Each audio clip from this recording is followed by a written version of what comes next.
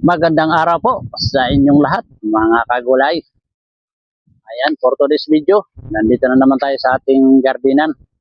Update ko kayo, ating mga tanim dito. Pero bago yan, baka po pwede pa-subscribe naman, like, and share, and press the notification bell para maging updated kayo sa ating mga videos na i-upload. Ayan, ito na nga po, at ito na yung aking pinagkakabalan araw-araw. Ito yung aking paggawa ng paakyatan ng aking upo.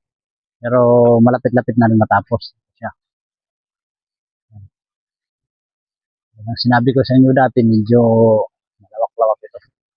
Ito naman po yung itsura ng aking tanim. Talagang rinding-rindi sa sobrang init ng panahon. Talagang hirap na hirap ang kanilang paglaki. Tubig lang talagang kailangan nitong mga ito. Kasi iba talaga pagka tubig lang na ordinaryo. Talagang walang bisa. Bagay, okay naman kaysa wala. Katulad ng tubig ulan, iba talaga kasi pagka sila ay, base sa aking obserbasyon, sila ay nauulanan, parang mabilis ang kailang, parang may abono yung tubig ulan, mabilis ang kailang paglaki. Katulad ng dilig lang, parang bali wala lang at pagod. Dilig ako ng dilig, pero okay naman kasi sa tingin ko na ano naman sila, kung baga tao, parang nagiging sariwa sila. Pag update ko rin po kayo dito sa aking okra din. Ako, itong aking isa pa rin, itong aking okra. Hirap na hirap din. Diniligan ko ito dati ng power spray ang ginagamit ko. Siyempre yung makina yun. Nung hindi pa ganong kamahal yung gasolina. Pero ngayon, hanggang sobra pa sa doble ang tinaas. Kaya pinigil ko muna. Hindi kasi ito sigurado itong aking tanim na mabuti kung magandang presyo. Okay lang. Pero pagka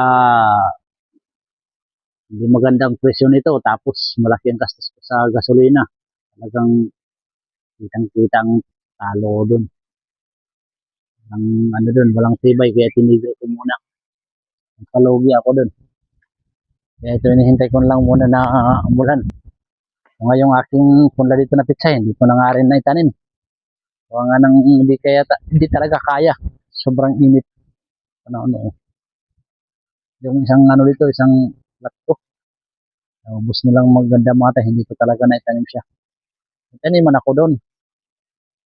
Kaya lang, sobrang init ng panahon, talagang hindi kaya ng tanim. Kahit dinidiligan ko pa. Talagang hirap na hirap. Ayoko na din magpakapagod, tas lalo ngayon, mura din ng pitsay. Mababa ang presyo. Ang gasolina na ginagamit ko sa pagdidilig, sobrang mahal. Talagang walang tibay. May palugi, si kagulay.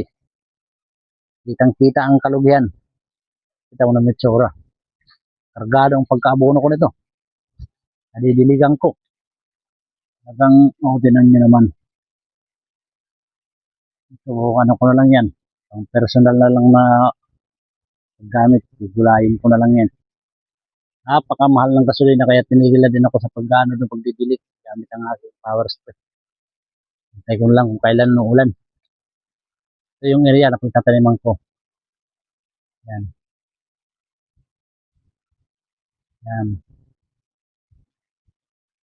Yan. Dito. Sana lang isang plot ko na punla. Sayang lang yun. Ito naman tinaniman.